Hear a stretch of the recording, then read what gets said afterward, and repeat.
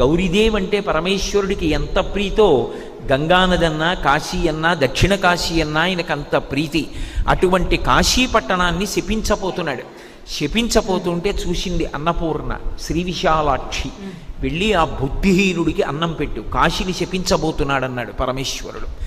గబగబా బయటికి వచ్చింది. వచ్చి అబ్బో ఏమి పద్యరచన చేశాడో మహానుభావుడు. ఆవిడ ఇలా చెయ్యెత్తిందిట. ఎత్తి వేదపురాణ శాస్త్ర పదవీన పెద్ద ముత్తైదువ కాశికానగర హాటక పీఠ సమాధిరూఢ సంయమీవరా ఇటు రమ్మని వీచ హస్త సంజ్ఞాదరలీల రత్న కటకాభరణంబులు గల్లు గల్లనన్ అంటారు.